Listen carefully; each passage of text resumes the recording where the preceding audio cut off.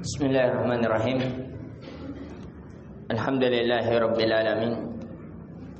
Wassalatu wassalamu ala Rasulillah ma ba'd. Assalamualaikum warahmatullahi wabarakatuh.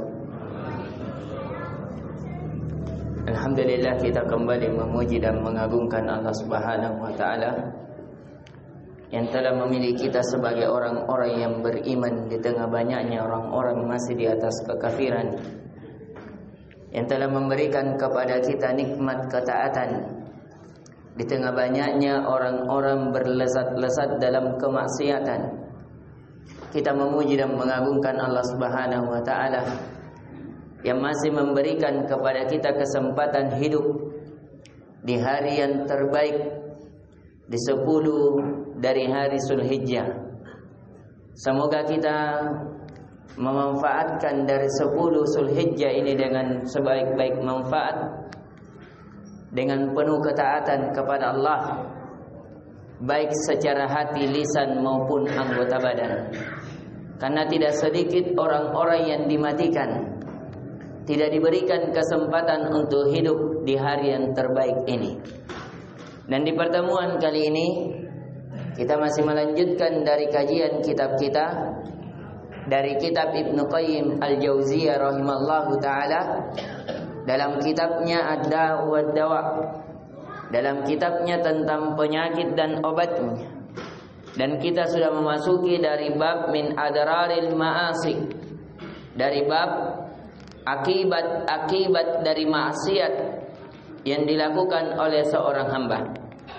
Dan di pertemuan sebelumnya kita telah diingatkan oleh penulis bahwa di antara akibat maksiat akan menjadikan pelaku maksiat merendah, menjadi hina dari setelah dimuliakan oleh Allah.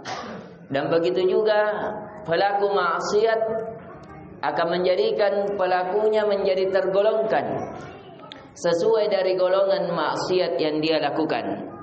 Dan begitu juga penulis telah ingatkan kepada kita di pertemuan subuh tadi bahwasanya di antara akibat maksiat akan menjadikan seorang hamba terkhianati dari dirinya sendiri, yaitu dengan cara dia tidak memahami, dia tidak diberikan pengertian pada rasa dan jiwanya mana hal yang paling bermaslahat untuk dirinya.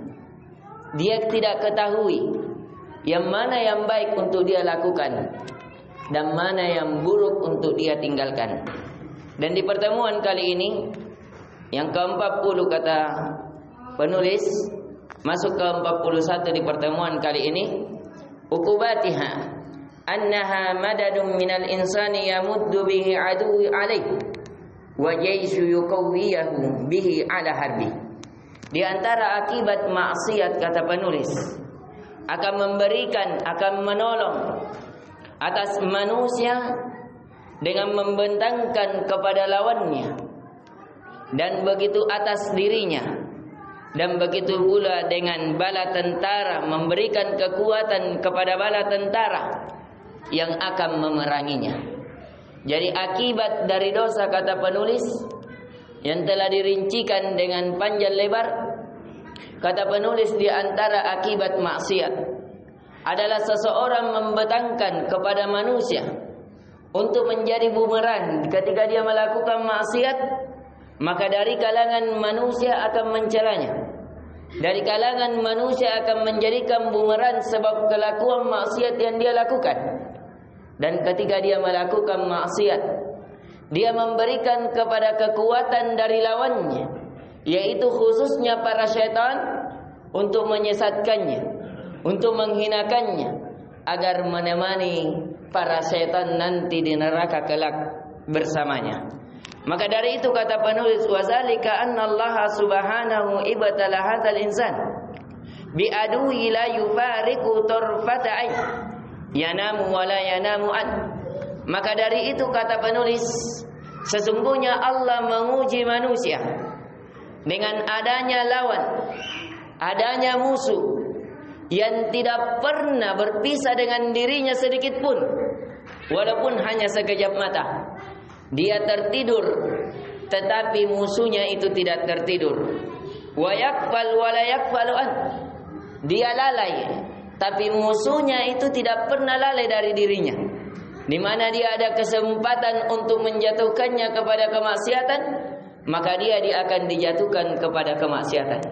Dari hal-hal yang tidak bermanfaat kepada hal yang makruh, setelah itu kepada hal yang haram, dan naudzubillah, kalau dia berseketerusan akan menjatuhkannya kepada kesyirikan yang mengakibatkan dia keluar dari iman. Inilah kata penulis, yarahu huwa wa qabilu min haitsu la yarah. Di antaranya juga musuhnya melihatnya, sedangkan dia tidak mampu melihatnya. Yang dimaksudkan adalah syaitan. Wa yubadalu jahduhu fi ma'adatihi fi kulli hal. Dan dia akan mengerahkan seluruh usahanya dalam segala keadaan. Inti pelajaran yang bisa kita petik dari apa yang diingatkan oleh penulis, bahwasanya di antara akibat dosa akan memberikan fitnah kepada manusia, secara khusus untuk memfitnah dirinya sendiri dan memberikan kekuatan kepada lawannya, kepada musuhnya, yaitu para syaitan, untuk agar dia lebih terjatuh dan lebih terjatuh lagi, sehingga dia semakin jauh dan jauh dari Allah Subhanahu wa taala. Ini yang bisa kita berikan, semoga memberikan manfaat. Lebih dan kurangnya mohon dimaafkan. Insyaallah taala di pertemuan selanjutnya kita akan lanjutkan dari nasihat-nasihat yang akan diberikan oleh Syekh, khususnya bagaimana karena kita telah mengetahui banyaknya dari akibat-akibat dosa, maka hendaknya kita menjaga telinga kita, menjaga pandangan kita, menjaga langkah kaki kita, menjaga tangan kita, menjaga hati kita dari hal-hal yang bisa menjatuhkannya kepada kemaksiatan kepada Allah, sehingga kita dihinakan atau dimurkai oleh Allah Subhanahu wa taala. Ini yang bisa kita berikan. Subhanakallahumma bihamdik, asyhadu an la ilaha illa anta, astaghfiruka wa atubu ilaik. Assalamualaikum warahmatullahi wabarakatuh.